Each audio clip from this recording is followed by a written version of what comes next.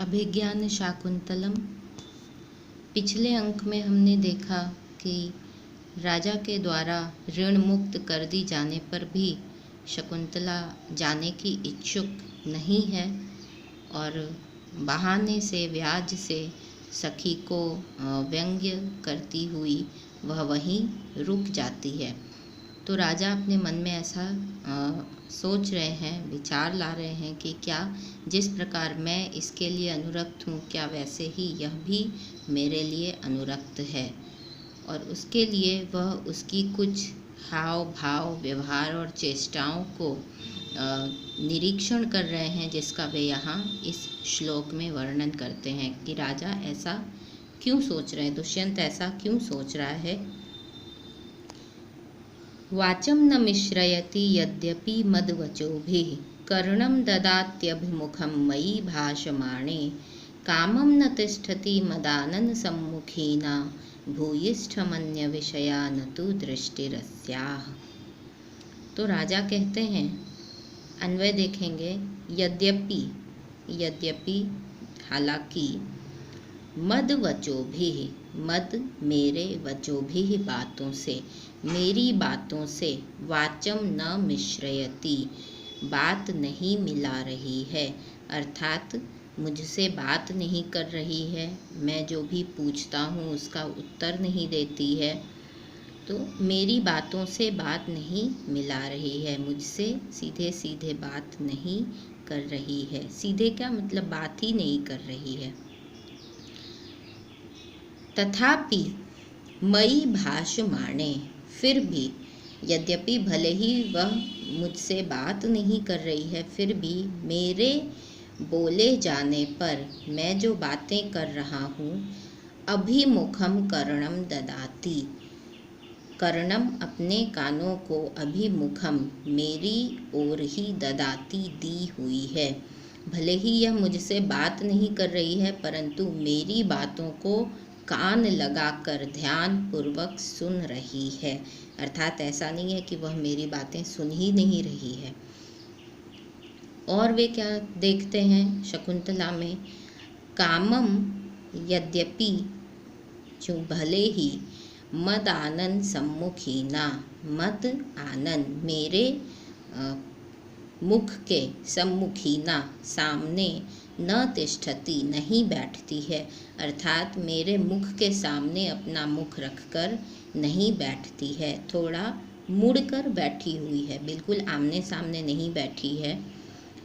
तथापि अस्याह दृष्टि, फिर भी इसकी दृष्टि, इसकी नज़रें, तु भूयिष्ठम, भूयिष्ठम अर्थात प्रायः, अन्य विषया न, किसी और विषय पर भी नहीं है। तो ये व्यवहार राजा शकुंतला में नोटिस करते हैं कि भले ही वह मेरी बातों से बातें नहीं मिला रही है, अर्थात मुझसे बातें नहीं कर रही है, फिर भी वह मेरी बातों को कान लगाकर सुन रही है, बहुत ध्यान से सुन रही है।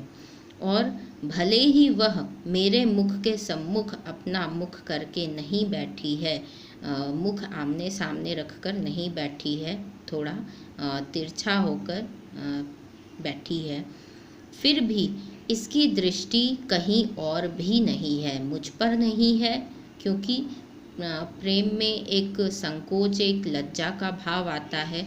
तो भले ही इसकी दृष्टि संभवतः प्रेम के कारण उत्पन्न जो लज्जा है, स्वाभाविक लज्जा, संकोच, उसके कारण यह मुझे नहीं देख रही है, नज़रों से नज़रें नहीं मिला रही है, तथापि इसकी दृष्टि किसी और विषय पर भी नहीं है, अर्थात यह दूसरी कहीं और भी नहीं देख रही है, मुझे भी नहीं देख रही और कहीं और भी नहीं देख रही।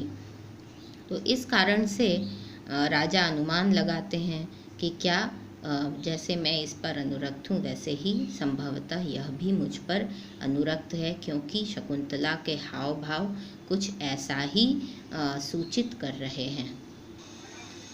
अभी राजा अपने मन में ऐसा सोच ही रहे थे कि नेपथ्य से आवाज़ आती है, भो भो तपस्विनः, हे तपस्वियों, सन्निहितास्तपोवन सत्वरक्षायै भव। तपोवन सत्व रक्षायै, तपोवन के सत्वों की रक्षा के लिए, तपोवन के प्राणियों की रक्षा के लिए, प्राणियों में यहाँ तपोवन में निवास करने वाले सन्यासी गण एवं जो पशुगण हैं वे भी आते हैं। तो प्राणियों की रक्षा के लिए आप लोग सन्निहिता भव, समीप में स्थित हो जाइए। अर्थात तपोवन के प्राणियों की रक्षा के लिए आप लोग एक जगह समीप में ही कहीं एक जगह स्थित हो जाइए, या जो पशु अपनी रक्षा स्वयं नहीं कर सकते उन पशुओं के पास, उन प्राणियों के पास समीप में स्थित हो जाइए। प्रत्यासन्न किल मृगया विहारी पार्थिवो दुष्यन्तः। मृगया विहारी, शिकार के लिए विचरण करने वाला। मृगया कहते हैं आखेट शिकार को, विहारी अर्थात विचरण करने वाला। तो शिकार के लिए विचरण करने वाला पार्थिवो दुष्यन्तः, राजा दुष्यंत प्रत्यासन्न किल, समीप में आ गया है, अर्थात आश्रम के समीप में आ गया है। तो नेपथ्य से आवाज़ आती है, अभी कोई सामने रंगमंच पर, स्टेज पर नहीं है, और ये आवाज़ थोड़ी सूचनात्मक है कि आप सभी सावधान हो जाइए और प्राणियों की रक्षा करिए, और बीच में से हटकर किनारे हो जाइए, एक जगह इकट्ठे हो जाइए। शिकार के लिए विचरण करने वाला राजा दुष्यंत आश्रम के समीप में आ गया है। आगे वह आवाज़ कहती है, तुरग खुर हतस्तथा ही रेणुर्विटप विषक्त जलार्द्रवल्कलेषु पतति परिणतारुण प्रकाशः शलभ समूह इवाश्रम द्रुमेषु। अन्वय देखेंगे। तथा ही, क्योंकि, तुरग खुर हतः, तुरग घोड़ा, खुर उसके पैरों का जो कठोर भाग होता है सबसे निचला, हतः आहत, तो क्योंकि घोड़ों के खुरों से आहत अर्थात उड़ाई गई, परिणतारुण प्रकाशः, अरुण अर्थात सूर्योदय के पहले जो सूर्य की लालिमा होती है, एक प्रारंभिक सूर्योदय के बिल्कुल प्रारंभिक अवस्था में जो सूर्य का रंग होता है वह अरुण होता है, अर्थात लाल रंग का प्रकाश होता है।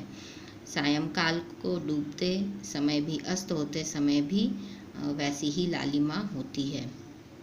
तो वह कह रहे हैं कि परिणत अरुण प्रकाशः, परिणत का अर्थ हो गया कि जब दिन का परिणाम हो, अर्थात दिन का परिणाम अर्थात सायंकालीन, तो शाम के समान अस्त होते हुए सूर्य के अरुण कांति वाले अर्थात लाल वर्ण के, रेणु अर्थात धूली, शलभ समूह इव, शलभ समूह पतंगों के समूह की भांति, विटप विषक्त जलार्द्र वल्कलेषु, विटप अर्थात वृक्ष, विषक्त जलार्द्र वल्कलेषु, जल से आर्द्र अर्थात जल से गीले, वल्कल वस्त्र जिस पर डाले गए हैं, ऐसी वृक्षों की शाखाएं, आश्रम द्रुमेषु, आश्रम के द्रुमेषु अर्थात वृक्षों पर, पतती पड़ रही है। तो अर्थ क्या हुआ कि जो नेपथ्य से आवाज़ आई कि दुष्यंत समीप ही आ गया है, इसकी सूचना कैसे प्राप्त होती है? क्योंकि घोड़ों के द्वारा उड़ाई गई अरुण अर्थात लाल रंग के प्रकाश के समान, सूर्य की अरुण प्रकाश के समान धूली, यह जो लाल प्रकाश है इसकी उपमा धूली से, रेणु से की गई है। उड़ाई गई धूली शलभ समूह के समान, जल से गीले वल्कल वस्त्र जिन शाखाओं पर डाले गए हैं, ऐसे आश्रम के वृक्षों पर गिर रही है। अर्थात जिस प्रकार से शलभ समूह, पतंगों का समूह खेतों पर छा जाता है, उसी प्रकार घोड़ों द्वारा उड़ाई गई यह लाल रंग की अरुण वर्ण की धूली जल से आर्द्र वल्कल वस्त्र जिन वृक्षों पर डाले गए हैं उन वृक्षों पर यह धूली छा रही है, अर्थात धूली से वृक्ष, आश्रम के वृक्ष और गीले वल्कल वस्त्र ढक रहे हैं, अर्थात इतने घोड़े आ गए हैं। वस्तुतः यहाँ पर दुष्यंत नहीं आ रहा है, उन्हें ऐसा लगता है कि संभवतः राजा दुष्यंत आ रहे हैं। वस्तुतः दुष्यंत को खोजते हुए उनकी सेना की टुकड़ी, छोटी टुकड़ी पहुंच गई है, क्योंकि दुष्यंत अकेले सारथी के साथ आश्रम में प्रवेश किए थे और किसी को पता ही नहीं कि वे यहाँ आश्रम में इतनी देर से रुके हुए हैं। तो उन्हें लगा कि जंगल में राजा कहाँ चले गए, तो उन्हें ढूंढते हुए सेना की टुकड़ी वहाँ आ पहुँची है। यह उस टुकड़ी का ही वर्णन है। तो टुकड़ी में चूँकि अनेक घोड़े होंगे और सभी घोड़े तेज़ी से दौड़ रहे हैं, तो उनके खुरों से धूली उड़ रही है, जो कि परिणतारुण प्रकाश अर्थात सूर्यास्त के समय जो अरुण प्रकाश होता है सूर्य का, वैसी वर्ण लाल वर्ण वाली रेणु को, धूली को उड़ा रहे हैं। और उस धूली से वृक्ष, आश्रम के वृक्ष, शाखाएं और जल से आर्द्र वल्कल वस्त्र ढक रहे हैं, जैसे कोई शलभ समूह खेतों को या अनाज को, फसलों को ढक लेता है। और क्या हुआ है, क्यों सभी आश्रम जनों को कहा जा रहा है कि प्राणियों की रक्षा करिए और आप प्राणियों के समीप आ जाइए, बीच से हट जाइए, एक तरफ किनारे आ जाइए। ऐसा क्यों कहा जा रहा है? क्योंकि इतने सारे घोड़े, सेना की टुकड़ी घोड़े दौड़ते हुए तपोवन के समीप पहुंच गए, आश्रम के समीप पहुंच गए। तो उससे जो शांत रहने वाले पशु हैं उनमें से एक हाथी है जो थोड़ा आक्रामक हो गया, उसका वर्णन यहाँ है। तीव्राघात प्रतिहत तरु स्कंध लग्नैकदन्तः पादाकृष्ट व्रतति वलया संग संजात पाशः मूर्तो विघ्नस्तपस इव नो भिन्न सारंग यूथो धर्मारण्यम प्रविशति गजः स्यंदनालोक भीतः। श्लोक आप लोग भी थोड़ा पढ़ने का प्रयास करेंगे और श्लोक में एक बात ध्यान रखेंगे। श्लोक में या कहीं भी जब भी आगे अगला अक्षर कोई संयुक्त अक्षर हो तो उसके पहले वाले अक्षर पर बल पड़ता है। जैसे यहाँ देखिए, पादाकृष्ट व्रतति वलया, तो यहाँ आप पादाकृष्ट व्रतति वलया ऐसा नहीं पढ़ते हैं, ट पर बल पड़ेगा, पादाकृष्ट व्रतति वलया, इस प्रकार से पढ़ते हैं। जैसे तीव्राघात प्रतिहत तरु, तो प्र के पहले त है, प्र एक संयुक्त अक्षर है, उसके पहले लघु अक्षर है, अ को लघु और आ को दीर्घ ऐसा मानते हैं। तीव्राघात त पे बल पड़ेगा, तीव्राघात प्रतिहत तरु। इस प्रकार से श्लोक को भी पढ़ने का आप प्रयास करेंगे। अन्वय, स्यंदनालोक भीतः, स्यंदन अर्थात रथ को, आलोक देखने से, भीतः भयभीत, रथ को देखने से भयभीत। और तीव्राघात प्रतिहत तरु, तीव्राघात तीव्र प्रहार से, तीव्र आघात, आघात अर्थात प्रहार, तेज प्रहार से प्रतिहत तोड़ दिए गए तरु स्कंध, तरु स्कंध, तरु अर्थात पेड़, पेड़ का स्कंध अर्थात शाखा, तो पेड़ की शाखा लग्न एक दंतः, एक दांत में लग्न अर्थात फंसी हुई है, कोई हाथी है जो रथ को देखने से भयभीत हो गया और उसने पेड़ पर एक तीव्र प्रहार किया, जिससे पेड़ की एक शाखा उसके दांत में फंस गई है। वह शाखा वृक्ष से टूटकर उसके दांत में फंसी हुई है। और पादाकृष्ट व्रतति वलया संग संजात पाशः। पादाकृष्ट पैरों से आकृष्ट, पैरों से खींची गई। अब चूंकि एक शाखा उसके दांतों में फंसी हुई है, वह उसको निकालने के लिए बेचैन हो रहा है, तो इसलिए वह इधर उधर भागा जा रहा है। दांत में एक शाखा फंसे हुए ही वह इधर उधर भाग रहा है। भागने से उसके पैरों में व्रतति वलया, व्रतति अर्थात जो लताएं होती हैं ज़मीन पर फैली हुई लताएं, वह वलया संग संजात पाशः। वलय कहते हैं एक गोल जैसे चूड़ी या कड़ा, तो उसके पैरों में एक गोल सा संजात पाशः मानो पाश सा बंध गया है। लताएं उसके पैरों में गोल गोल लिपट गई हैं, जिनसे मानो पाश सा बन गया है, जाल सा बन गया है। भिन्न सारंग यूथः, और जो सारंग अर्थात मृग के यूथ अर्थात समूह हैं, मृग समूह छिन्न भिन्न हो गए हैं, डर से इधर उधर भाग रहे हैं, क्योंकि वह हाथी इधर उधर दौड़ रहा है, तो हाथी के कारण वे भी डर गए हैं।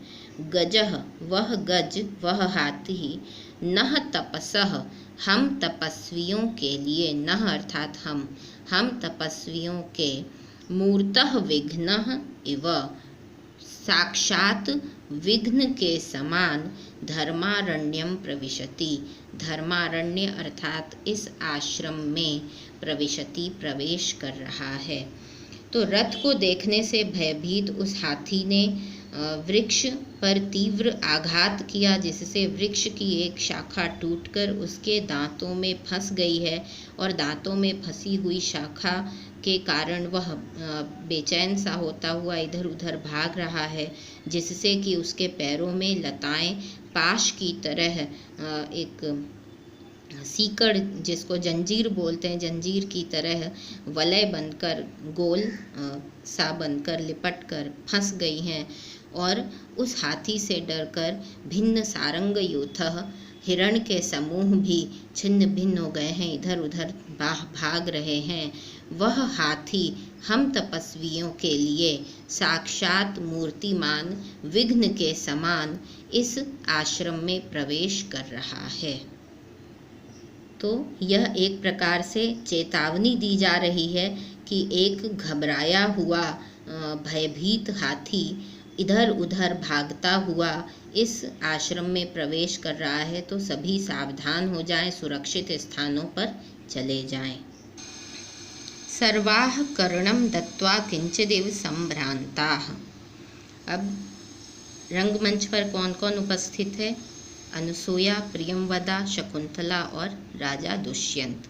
तो सभी कर्णम दत्वा, कान देकर, अर्थात जो चेतावनी दी गई, जो नेपथ्य से आवाज़ आई उसे सुनकर, किंचिदिव संभ्रांताः, जो तीनों लड़कियां थीं अनुसूया, प्रियंवदा और शकुंतला, वे किंचित इव, थोड़ी, संभ्रांताः, डर गईं, घबरा गईं। क्योंकि राजा दुष्यंत राजा है, क्षत्रिय है, तो यहाँ उनके लिए संभ्रांताः प्रयोग नहीं हुआ है। हालांकि यह चेतावनी उन्होंने भी सुनी, पर वे घबराए नहीं हैं। वे तपस्वी कन्याएं थोड़ी घबरा सी जाती हैं। राजा आत्मगतम, राजा अपने मन में, अहोधिक, ओह धिक्कार है। पौरा अस्मद अन्वशिणस् तपोवनम उपधावन्ति भवतु प्रतिगमिष्यामस्तावत्। तो वह राजा अपने मन में सोचते हैं कि धिक्कार है, पौरा अर्थात पुर के वासी, नगर वासी, अस्मद अन्विषण, मुझे खोजते हुए, तपोवनम उपधावन्ति अर्थात तपोवन को घेर रहे हैं। उपरुन्धन्ति। मुझे खोजते हुए ये नगरवासी इस तपोवन को घेर रहे हैं। प्रतिगमिष्यामः, तो मैं गमिष्यामः मतलब जाता हूँ, प्रतिगमिष्यामः मतलब लौटता हूँ, तो मैं तब तक लौटता हूँ, अर्थात अब मुझे लौट जाना चाहिए, अन्यथा ये लोग इस आश्रम में और भी विघ्न और भी समस्याएं उपस्थित कर देंगे। ये मेरी ही खोज में यहाँ तक आए हैं, तो मुझे यहाँ से तुरंत चले जाना चाहिए। सख्यौ, दोनों सखियाँ अनसुया और प्रियंवदा कहती हैं, आर्य अनेनारण्यक वृत्तांतेन, इस जंगली हाथी के वृत्तांत से पर्याकुलाः स्मः, हम थोड़ी घबरा गई हैं, डर गई हैं। अनुजानीहि न उटज गमनाय, तो हमें न कुटा, अपनी कुटी पर जाने की, अनुजानीहि अर्थात अनुमति दीजिए।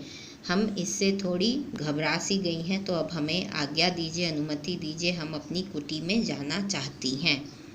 राजा ससंभ्रमम्, गच्छन्तु भवत्यः, आप जाएं। वयम अपि आश्रम पीड़ा यथा न भवति, वयम अपि हम भी, यथा आश्रम पीड़ा न भवति, जिससे आश्रम को कोई पीड़ा कोई समस्या न हो, तथा प्रयतिष्यामहे, वैसा प्रयत्न करेंगे। तो आप जाइए और हम भी ऐसा कुछ प्रयत्न करते हैं जिससे कि आश्रम को पीड़ा नहीं हो, आश्रम को कोई समस्या नहीं हो। सर्व उत्तिष्ठन्ति, सभी उठकर खड़े हो जाते हैं। जाते जाते दोनों सखियां राजा से कहती हैं, सख्यौ, दोनों सखियां, आर्य, हे आर्य, असंभावितातिथि सत्कारं भूयोऽपि प्रेक्षण निमित्तं लज्जामः आर्यं विज्ञापयितुम्।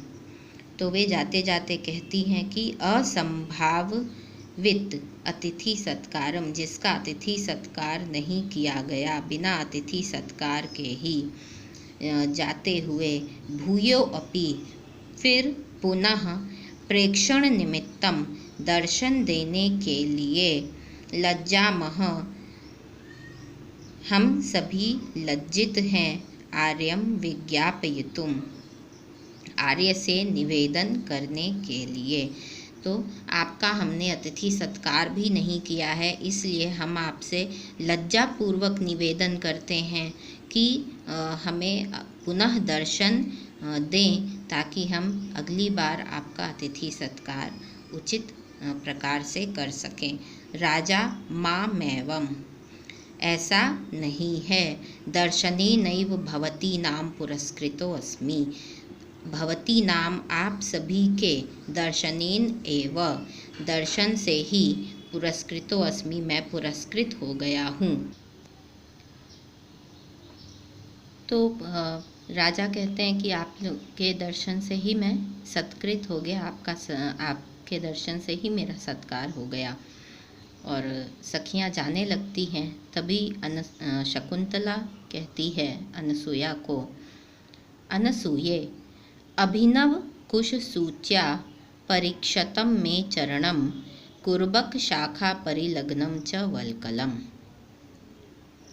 तो वह बहाने से कहती है कि अभिनव कुश सूच्या, नए कुश की नोक से, परीक्षतम में चरणम, मेरा चरण, मेरा पैर, परीक्षतम, क्षत हो गया है, घायल हो गया है, मेरे पैर नए कुश की नोक पर पड़ गए, जिससे कि घायल हो गया है। और कुर्बक शाखा परिलग्नम च वल्कलम, और मेरा यह वल्कल वस्त्र कुर्बक की शाखा में परिलग्नम फंस गया है। तावत परिपालयत, तब तक इसको मैं छुड़ाती हूँ, माम यावद एतन मोचयामी, तो जब तक मैं इसको मोचयामी छुड़ाती हूँ, तावत परिपालयत, तुम मेरी प्रतीक्षा करो, अर्थात मुझे अकेला छोड़ के मत चली जाओ, मैं छुड़ा रही हूँ अपने वस्त्र को, मेरी प्रतीक्षा करो। और जब वह छुड़ाने के लिए झुकती है तब शकुंतला राजानम अवलोकयन्ती, शकुंतला राजा को देखती हुई, सव्याजम बहाने के साथ, विलंब करके, देरी करके, सह सखीभ्याम निष्क्रांता, सखीभ्याम सह सखियों के साथ निकल जाती है। तो वह बहाने से उसने कुछ विलंब किया, और जब वह अपने वल्कल वस्त्र को छुड़ाने के लिए झुकी तो वह वस्तुतः वल्कल वस्त्र नहीं छुड़ा रही थी, वह वल्कल वस्त्र छुड़ाने के बहाने से राजा को देख रही थी और उन्हें देखती हुई सखियों के साथ निकल गई। राजा मंदोत्सुक्योऽस्मि नगर गमनम प्रति, नगर गमनम प्रति, नगर जाने के प्रति, मंद औत्सुक्योऽस्मि, मेरी उत्सुकता मंद पड़ गई है, अर्थात राजा अब नगर नहीं जाना चाहते हैं, नगर जाने के इच्छुक नहीं हैं। यावद अनुयात्रिकान समेत्य, जब तक अनुयात्रिकान अपने अनुयायियों को, जो टुकड़ी मेरे साथ आई थी उन्हें, समेत्य इकट्ठा करके, नाति दूरे बहुत अधिक दूर नहीं, तपोवनस्य तपोवन के, अर्थात तपोवन के समीप ही, अधिक दूर नहीं, निवेशयेयम रोकता हूँ। तो वे सोचते हैं कि मुझे अब नगर जाने की इच्छा नहीं हो रही है, क्योंकि जाते जाते शकुंतला बहाने से राजा को देखती हुई गई। अभी आपने देखा कि पहले वह राजा को सामने से देख नहीं रही थी, आमने सामने बैठ नहीं रही थी, परंतु अब जब विरह की घड़ी आई, एक दूसरे से बिछड़ने की घड़ी आई, तो वह नज़र भरकर बहाने से राजा को देखती है। तो इससे राजा को भी एक संकेत मिल जाता है कि संभवतः यह भी मुझ पर अनुरक्त है और अब राजा की इच्छा नगर लौटने की नहीं है। तो वे सोचते हैं कि अपने साथ आए हुए अनुयायियों को, अपनी सेना को तपोवन के समीप ही रोकता हूँ। न खलु शक्नोमि शकुंतला व्यापारात् आत्मानं निवर्तयितुम्। तो शकुंतला व्यापारात्, शकुंतला के व्यापार से अर्थात व्यवहार से, यह जो उसने अभी किया उसके व्यवहार से, आत्मानं निवर्तयितुम्, स्वयं को निवर्तयितुम रोकने के लिए, न शक्नोमि खलु, निश्चित ही मैं समर्थ नहीं हूँ, अब मुझसे रुका नहीं जा रहा, अर्थात वापस लौटा नहीं जा रहा है। शकुंतला के व्यापार से अब मैं अपने को और अधिक नहीं रोक सकता, और अधिक नहीं रोक सकता अर्थात अपने प्रणय निवेदन के लिए अब मैं और अधिक उत्सुक हो गया हूँ, अपने प्रणय निवेदन को और अधिक नहीं रोक सकता। तो शकुंतला सखियों के साथ निकल गई और अब राजा भी निकल रहे हैं, जा रहे हैं, और जाते जाते वह कहते हैं, गच्छति पुरः शरीरं धावति पश्चादसंस्तुतं चेतः चीनांशुकमिव केतोः प्रतिवातं नीयमानस्य।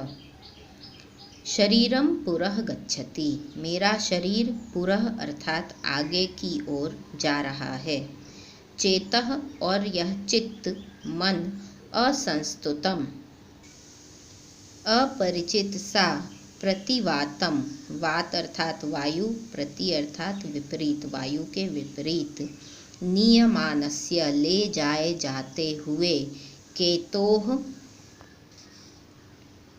चीनांशुकम इव, केतोः अर्थात केतोः चीनांशुकम इव, केतु ध्वजा के चीनांशुक अर्थात रेशमी वस्त्र के समान, पश्चात धावती पीछे की ओर दौड़ रहा है। यहाँ आप शब्दों पे थोड़ा ध्यान देंगे। शरीर आगे की ओर जा रहा है, शरीर को जाते हुए वे शरीर के लिए गच्छति शब्द का प्रयोग करते हैं, अर्थात जाने की इच्छा नहीं है, धीरे धीरे शरीर चल रहा है, पैर आगे बढ़ रहे हैं, लेकिन मन जो है वह पश्चात धावती, पीछे की ओर दौड़ रहा है। तो शरीर से वे बेमन से चल रहे हैं आगे की ओर, भले ही जा रहे हैं, लेकिन मन पीछे किधर, शकुंतला के पीछे दौड़ रहा है। इसकी उपमा किसके साथ दी गई है?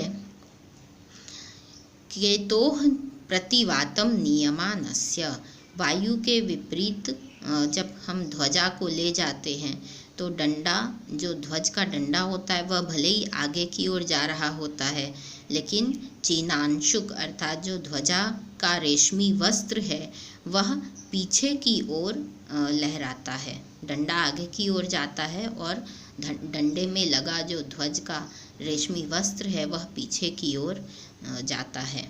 उससे यहाँ उपमा की गई है कि मेरा शरीर आगे की ओर जा रहा है परंतु चित्त पीछे की ओर दौड़ सा रहा है। और यह चित्त भी कैसा है? असंस्तुतम, अपरिचित सा, अर्थात वह पूरी तरह से प्रेम में हैं और उन्हें ऐसा लग रहा है कि मेरा मन ही, मैं मेरे मन से ही अपरिचित सा हो गया हूँ। मुझे स्वयं नहीं पता है कि मुझे क्या चाहिए या कैसे संभव होगा, या मन में ऐसी भावनाएं अचानक से कैसे उठ रही हैं। अर्थात वे अपने चित्त को ही अपरिचित सा बतला रहे हैं कि कुछ अपरिचित सा मेरा यह चित्त पीछे की ओर दौड़ रहा है।